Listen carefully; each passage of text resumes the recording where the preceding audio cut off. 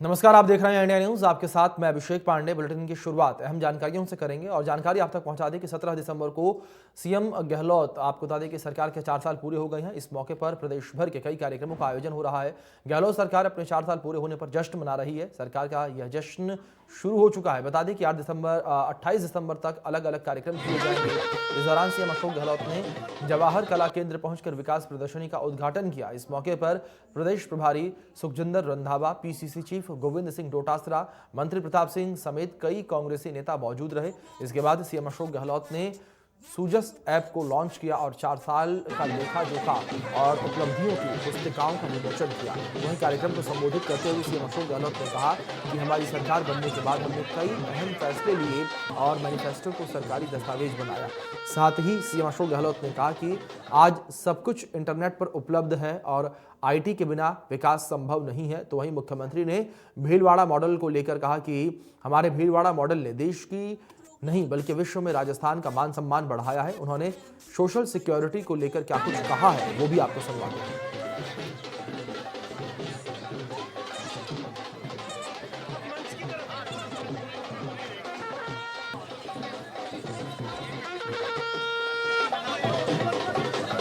हम चाहेंगे कि जो वादे करते हैं वो वादे निभाएं। इसलिए हमने उस घोषणा पत्र को सरकारी डॉक्यूमेंट के रूप में एक प्रकार से रिकॉग्नाइज किया था। दूसरी बार जब मैं आपके आशीर्वाद से मुख्यमंत्री बना तब भी यही परंपरा रखी और तीसरी बार भी यही रखी। आईटी का जमाना है तो आईटी का नाम लेते ही राजीव गांधी का नाम याद आता है, क्योंकि उन्होंने ही 21वीं सेंचुरी की बात की थी। उन्होंने कहा था कंप्यूटर आईटी के बगैर गुड गवर्नेंस हो नहीं सकती। सबके आशीर्वाद से सरकार ने राजस्थान का नाम, भीलवाड़ा मॉडल का नाम खाली राजस्थान में नहीं बल्कि देश में नहीं बल्कि दुनिया के मुल्कों तक में बात गई कि राजस्थान का एक शहर है, भीलवाड़ा नाम है उसका, जो मॉडल बनाया गया। सेवाओं में, शिक्षा में, सोशल सिक्योरिटी के अंदर पेंशन 1 करोड़ लोगों को दे रहे हैं हम लोग। किसानों का ध्यान रखा, अलग बजट पेश किया उनके लिए। इस बार मैंने कह दिया अगला बजट युवाओं को, छात्रों को, बच्चों को समर्पित होगा। हमारी सोच है सरकार की सोशल सिक्योरिटी की। दुनिया के मुल्कों में हर परिवार को, जो परिवार अमीर होते तो लेते नहीं है, बाकी सब परिवारों को वीकली पैसा मिलता है। वहां पर वीकली पैसा मिलता है हर परिवार को। आराम की जिंदगी गुजर करो, बुढ़ापे का प्लान योजना नाम दिया हम लोगों ने। 12 नैपकिन 800 करोड़ रुपए सरकार खर्च करेगी, 800 करोड़ रुपए खर्च करेगी और हर घर के अंदर 12 नैपकिन पहुंचेंगे, प्रति माह पहुंचेंगे आंगनबाड़ियों के माध्यम से। देखिए महिलाएं ताली बजा रही, जोरदार ताली बजा रही। सीएमआर पर सीएम अशोक गहलोत ने प्रेस कॉन्फ्रेंस की और प्रदेशवासियों के आशीर्वाद से हम यहां तक आए हैं। सीएम अशोक गहलोत ने प्रेस कॉन्फ्रेंस के दौरान कहा और सीएम ने कहा कि घोषणा पत्र को हमने सरकारी दस्तावेज बनाया। हमारी नीयत हमेशा साफ रही है। मैनिफेस्टो को सब लोग भूल जाते हैं। हमारी योजनाओं की देश भर में चर्चा हो रही है। चिरंजीवी योजना से लोगों को फायदा हुआ। सीएम ने कहा कि हमने मानवीय दृष्टिकोण से ओपीएस लागू किया और ओपीएस के लागू करने की मांग किसी ने नहीं की। ओपीएस के रहते हुए देश में विकास हुआ। तो वहीं सोशल सिक्योरिटी देश में भी लागू होनी चाहिए, सीएम गहलोत ने कहा। और प्रेस कॉन्फ्रेंस के दौरान उन्होंने कहा कि बुजुर्गों और विधवाओं के लिए पॉलिसी बने, सोशल सिक्योरिटी के लिए सरकारें आगे आएं और कोरोना काल में हमने शानदार मैनेजमेंट किया। साथ ही सीएम अशोक गहलोत ने कहा कि देश भर में राजस्थान का मान सम्मान बढ़ा है। राजस्थान देश में एक मॉडल स्टेट बना है और आईटी डिजिटल क्षेत्र में मार्केटिंग आगे आया है। तो प्रेस कॉन्फ्रेंस की गई और सीएम अशोक गहलोत ने प्रेस कॉन्फ्रेंस के दौरान प्रदेश में तमाम योजनाएं चल रही हैं उनको लेकर जानकारी दी। तो ग्राफिक्स आपके स्क्रीन पर हैं। प्रदेशवासियों के आशीर्वाद से हम यहां तक आए हैं, सीएम अशोक गहलोत ने जिक्र किया। सीएम अशोक गहलोत के संबोधन की कुछ मुख्य बातें आप तक पहुंचा रहे हैं। घोषणा पत्र को हमने सरकारी दस्तावेज बनाया, सीएम अशोक गहलोत ने कहा। तो गहलोत सरकार के 4 साल पूरे हुए हैं, उस पर यह प्रेस कॉन्फ्रेंस आयोजित की गई थी। हमारी नीयत हमेशा साफ रही है, सीएम ने कहा इस प्रेस कॉन्फ्रेंस के दौरान। तो प्रेस कॉन्फ्रेंस के दौरान की कुछ मुख्य बातें आप तक पहुंचा रहे हैं। मैनिफेस्टो को सब लोग भूल जाते हैं, सीएम ने कहा। तो उन्होंने कहा कि हमारी योजनाओं की देश भर में चर्चा हो रही है। चिरंजीवी योजना से लोगों को फायदा मिला। सीएम अशोक गहलोत ने चिरंजीवी योजना की भी तारीफ की। उन्होंने कहा कि लोगों को इससे फायदा मिल रहा है, लोग इसका लाभ उठा रहे हैं। कहा कि हमने मानवीय दृष्टिकोण से ओल्ड पेंशन स्कीम लागू की।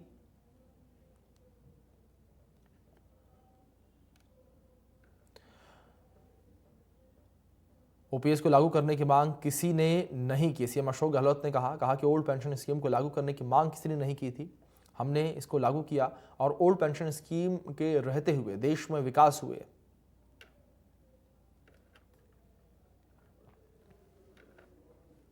सोशल सिक्योरिटी देश में भी लागू होनी चाहिए, सीएम ने कहा।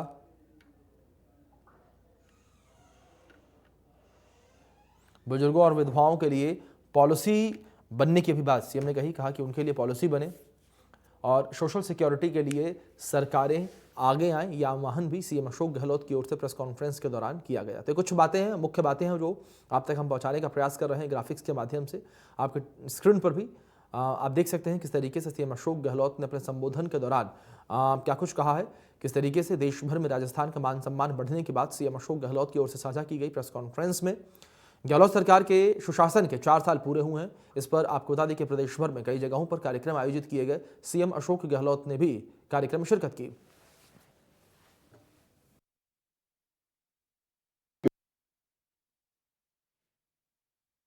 उनके आशीर्वाद से सरकार हमारी बनी और जो हमने जन घोषणा पत्र जारी किया, जनता का घोषणा पत्र, क्योंकि राहुल गांधी जी ने कहा था कि आप जनता से पहले बीच में जाएं, पूछें उनको और उसके बाद में आप घोषणा पत्र बनाएं, जिससे कि रिफ्लेक्शन हो जनता क्या चाहती है। एक प्रयोग था, गुजरात में भी किया हम लोगों ने, यहाँ भी किया और उसका आधार बना के हम लोग चलते। अभी मैंने मुख्य सचिव जो थे उस वक्त में, उनको मैंने कहा इसके आधार पर सरकार गवर्नेंस करे, चलेगी। और मुझे खुशी है कि उस वक्त उन्होंने एक्स्ट्रा कॉपी छपाई थी, सब कलेक्टर्स को, सेक्रेटरी को दी थी। यही परंपरा मैंने सेकंड टाइम रखी, इस बार भी हमने यही किया। हमारी नीति व नीयत जो है बिल्कुल साफ रही है, इसलिए हमने ये कदम उठाया है। वो भी भूल जाते मैनिफेस्टो को, क्या वादे जनता से किए हमने, और हम लोग भी भूल जाते थे। जैसे ओपीएस के अलावा जो कर्मचारी हैं या रिटायर्ड पेंशनर है, उनके लिए जो हमने आरजीएसएस किया, उसकी चर्चा कम होती है, वो भी एक्स्ट्रा ऑर्डिनरी कदम है सरकार का। जैसे सीजीएचएस है दिल्ली के अंदर केंद्र में, उसी ढंग का उनकी तमाम प्रॉब्लम हट गई। पहले बुजुर्ग लोग 70-80 साल के भी डायरी लेके इधर उधर जाते थे दवाई लेने के लिए, अब उनको आरजीएसएस का कार्ड मिल गया जिंदगी भर के लिए। जैसे मैंने खुद ने सीजीएचएस करा रखा।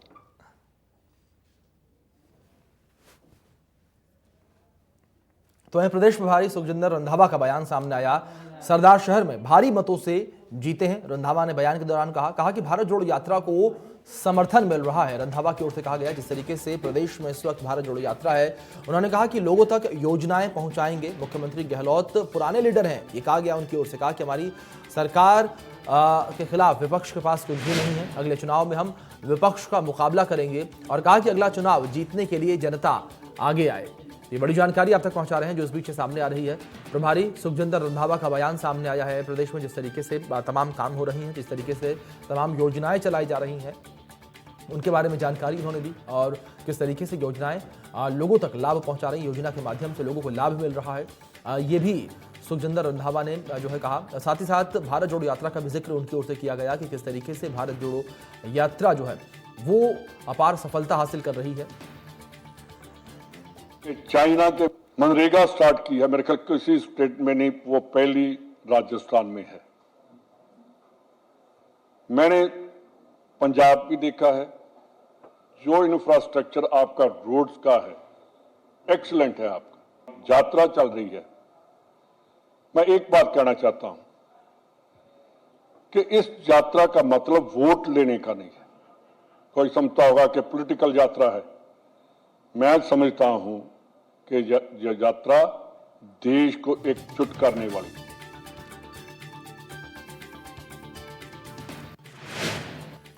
तो तो वहीं राजस्थान सरकार ने अपने 4 साल पूरे कर लिए हैं। इस मौके पर गवर्नमेंट ऑफ राजस्थान के सोशल मीडिया डिपार्टमेंट की ओर से 4 साल स्वर्णिम काल सॉन्ग लॉन्च किया गया, जिसमें राज्य सरकार की वेलफेयर स्कीम और मुख्यमंत्री अशोक गहलोत के फैसलों से कोरोना काल के बावजूद प्रदेश में हुए निरंतर विकास और सकारात्मक परिवर्तनों को दिखाया गया।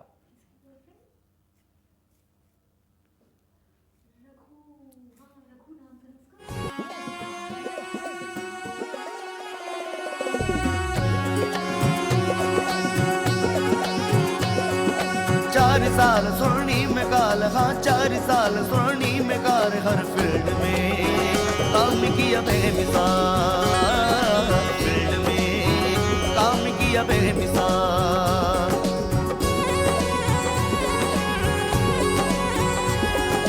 खेल की जब बात चली, चिरंजीवी गुंजा गली गली,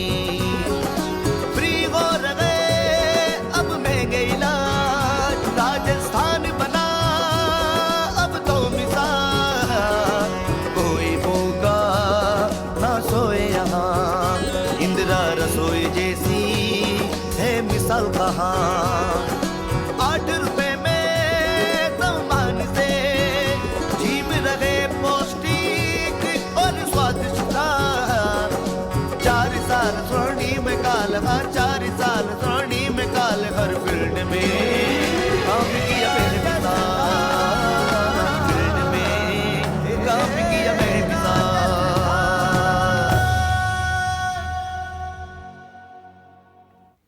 तो वहीं बीजेपी प्रदेश अध्यक्ष सतीश पूनिया ने कांग्रेस सरकार के 4 साल पूरे होने पर जमकर निशाना साधा। बीजेपी मुख्यालय पर आयोजित प्रेस कॉन्फ्रेंस को संबोधित करते हुए पूनिया ने कहा कि प्रदेश में कांग्रेस सरकार पूरी तरीके से फेल है। उन्होंने कहा कि प्रदेश में बेरोजगारी चरम पर है, किसान आत्महत्या कर रहे हैं, लेकिन सरकार मौन रहकर तमाशा देख रही है। पूनिया ने कहा कि चुनाव से पहले कांग्रेस जिन वादों को करके सत्ता में आई थी, उन वादों को आज तक पूरा नहीं किया गया। प्रदेश का आम नागरिक अपने आप को ठगा हुआ महसूस कर रहा है। इसके साथ ही उन्होंने कहा कि प्रदेश में अपराध की घटनाएं निरंतर बढ़ती जा रही हैं, इससे आम लोगों में दहशत और डर का माहौल है। उन्होंने कहा कि आगामी चुनाव में जनता इस सरकार को मुंहतोड़ जवाब देगी और बीजेपी की पूर्ण बहुमत से सरकार बनेगी। टैक्स लगे आएंगे, 8,31,000 मुकदमे रूह कांप जाती होगी। ये वही दृश्य है कि किस तरीके से एम्बुलेंस के कर्मी से रोटी मांगती अबला के साथ में उसकी अस्मत से खिलवाड़ हो जाए। कोई व्यक्ति कहीं सुरक्षित नहीं और इसलिए इस पूरे विज्ञापन के एक पन्ने पर कानून व्यवस्था का उल्लेख नहीं होना इस अशोक गहलोत सरकार की 4 साल की बड़ी विफलता मानता हूं। इसको मुझे मित्र बता रहे थे कि छोटे उद्योगों को तो 5 तरीके के टैक्स लगे आएंगे, सेस लगे, इसलिए नए उद्योग, छोटे उद्योग, एमएसएमई, इसको तो कोई प्रमोशन की मुझे लगता है कोई दृष्टि नहीं है। तो मित्रों, मेरे ख्याल से इस सरकार के बारे में जो कहा गया, जहां शुरुआत हुई थी इनकी, उसमें 4 वर्ष जनसेवा सबका सम्मान आगे बढ़ता राजस्थान, सेवा ही कर्म सेवा ही धर्म, ये टाइटल है और इसके नीचे पूरी कहानी लिखी हुई। लेकिन मुझे लगता है कि राज्य की असंवेदनशील, अपारदर्शी, लापरवाह कांग्रेस सरकार के असफल 4 वर्ष पूर्ण होने पर मैं सांत्वना व्यक्त करता हूं और प्रदेश की बदहाली, कंगाली, अस्वस्थ जीवन के लिए सांत्वना देता हूं। मैंने जन आक्रोश के माध्यम से राजस्थान की जनता को, राजस्थान के कार्यकर्ताओं को ये अपील की है कि आइए। जयपुर में आज भाजपा प्रदेश कार्यालय पर पाकिस्तान के विदेश मंत्री बिलावल भुट्टो का पुतला फूंका गया। बता दें कि प्रधानमंत्री नरेंद्र मोदी पर बिलावल भुट्टो ने टिप्पणी की थी, जिसके विरोध में प्रदर्शन किया गया।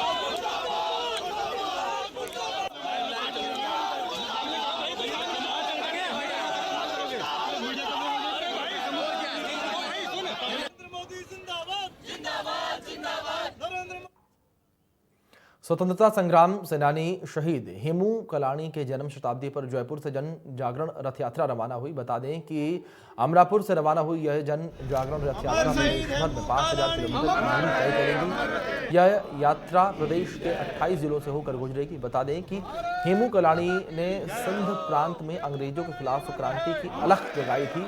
उन्हें अंग्रेजों ने महज 17 साल की उम्र में फांसी पर लटका दिया था। दरअसल आज की नई पीढ़ी को हेमू कलानी के बलिदान की जानकारी देने के लिए उस उद्देश्य से यात्रा निकाली जा रही है। इस रथ यात्रा के दौरान जिलों के अलग अलग कार्यक्रम आयोजित किए जाएंगे। वीर सपूत हेमू कालानी के जन्म शताब्दी अवसर पर भारतीय सिंधु सभा राजस्थान की ओर से महामंडलेश्वर हंसराम साहब उदासी के तैयार किए गए रथ को आज प्रेम प्रकाश मंडलाचार्य स्वामी भरतप्रकाश जी द्वारा धर्म ध्वजा फहरा करके राजस्थान भर में 5000 किलोमीटर से अधिक चलने वाली रथ यात्रा 31 दिवसीय यात्रा में 28 जिलों से अधिक कार्य क्षेत्र में ये जन जागरण का अभियान चलेगा। साथ ही देशभक्ति आधारित कार्यक्रम होंगे। इसमें संघ के अधिकारी, सिंधु सभा के अधिकारी व पूज्य सिंधी पंचायत व सामाजिक संगठनों के पदाधिकारियों ने मिलकर के इस रथ यात्रा का शुभारंभ आज पवित्र तीर्थ स्थान से। तो वहीं नेशनल क्राइम रिकॉर्ड ब्यूरो ने विभिन्न क्षेत्रों में उल्लेखनीय कार्यों के लिए राष्ट्रीय अवार्ड्स की घोषणा की है। इस घोषणा में देश के टॉप 3 में राजस्थान पुलिस अभियोजन एवं जेल विभाग को चुना गया है। डीजीपी उमेश मिश्रा ने इस महत्वपूर्ण उपलब्धि के लिए राजस्थान पुलिस को बधाई दी है।